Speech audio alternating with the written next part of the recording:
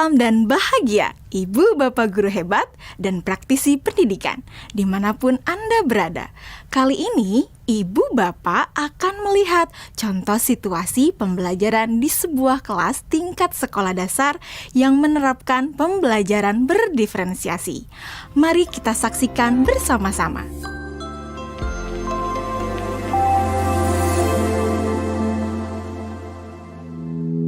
Organ tubuh manusia. Minggu ini, Pak Kasim ingin mengajar sebuah materi tentang cara kerja salah satu sistem organ tubuh manusia, yaitu sistem pencernaan. Adapun tujuan pembelajarannya adalah melalui diskusi kelompok dan penugasan mandiri. 1. Murid dapat menjelaskan fungsi organ pencernaan pada manusia. Kedua, murid dapat membuat model dan menunjukkan cara kerja sistem pencernaan manusia. Sebelum pembelajaran dilakukan, biasanya saya akan melihat tujuan pembelajaran atau target apa yang akan saya capai pada hari itu. Setelah itu, saya melihat data atau informasi terkait murid-murid saya untuk menentukan strategi pembelajaran yang tepat dan penilaian yang sesuai. Saat merencanakan pembelajaran, Pak Kasim mempersiapkan beberapa sumber belajar yang menurutnya akan membantu murid-muridnya belajar sesuai dengan kebutuhannya. Sumber daya belajar yang disiapkan diantaranya adalah sebuah poster, berbagai bacaan yang memuat pembahasan tentang bagaimana organ pencernaan bekerja dari beberapa sumber.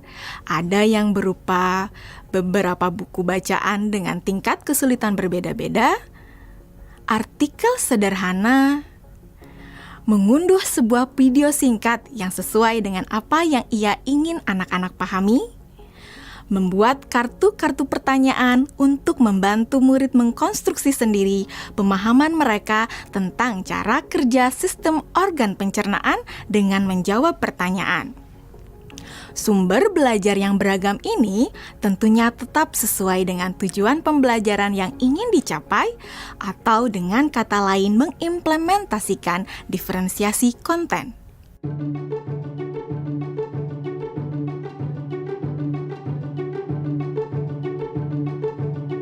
Setelah semua sumber materi yang beragam disiapkan, saya mempersiapkan daftar kegiatan lengkap dengan instruksinya. Misalnya, membaca buku atau artikel dan lain sebagainya, mengamati poster, mendiskusikannya, dan kemudian membuat ringkasan untuk menunjukkan pemahaman tentang isi poster tersebut.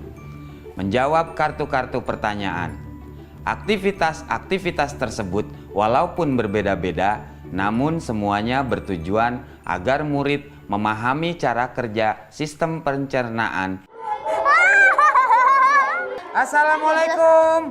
Bagaimana kabar kalian? Waalaikumsalam. Baik, Pak.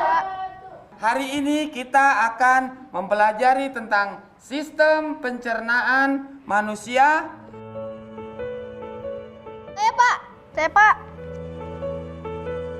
Di awal pembelajaran, Pak Kasim memberikan penjelasan kepada semua murid yang ada di kelasnya tentang tujuan pembelajaran dan konsep kunci yang ia ingin anak-anak kuasai. Lewat proses tanya jawab dan contoh-contoh, Pak Kasim memastikan bahwa murid-muridnya memahami apa yang dimaksud dengan sistem. Pak Kasim meminta murid-murid bekerja dalam kelompok. Untuk penugasan kali ini, Pak Kasim telah mengelompokkan murid berdasarkan tingkat kemampuan murid membaca. Hal ini karena tugas pertama yang harus dilakukan oleh setiap kelompok adalah membaca materi bacaan terlebih dulu. Teks yang dibaca tiap kelompok sesuai dengan kemampuan membaca mereka.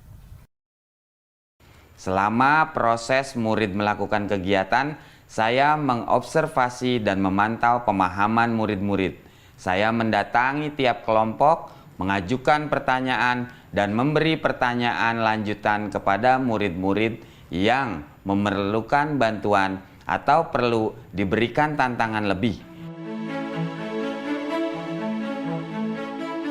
Saya juga membuat catatan-catatan penilaian selama proses ini. Setiap jawaban murid, pertanyaan murid, saya perhatikan dan menggunakan informasi ini untuk menyesuaikan tingkat bantuan yang akan saya berikan pada murid atau berdiferensiasi proses. Sistem pencernaan adalah serangkaian jaringan organ yang bekerja untuk mencerna makanan. Organ pencernaan antara lain meliputi mulut, kerongkongan, lambung, usus kecil, usus besar, rektum, anus.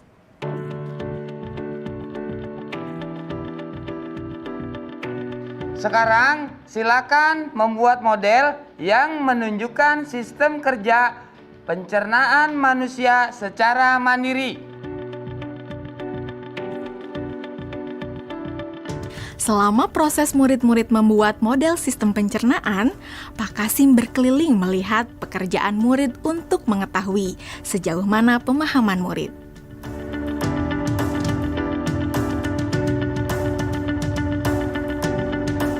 Di akhir pembelajaran, saya melakukan kegiatan refleksi, di mana refleksi tersebut digunakan untuk mengapresiasi murid, untuk mengetahui atau menilai sejauh mana pemahaman murid tentang topik yang sedang dipelajari, untuk mengetahui bagaimana perasaan murid-murid ketika melakukan proses pembelajaran. Ardas, Senang, Pak. Arjuna, Senang, Pak. dan tentunya semua ini dapat menjadi informasi bagi saya untuk mengembangkan proses pembelajaran selanjutnya. Ibu dan Bapak guru hebat, demikian video singkat salah satu contoh penerapan pembelajaran berdiferensiasi di jenjang sekolah dasar. Tetap semangat, Ibu dan Bapak guru hebat. Salam dan bahagia.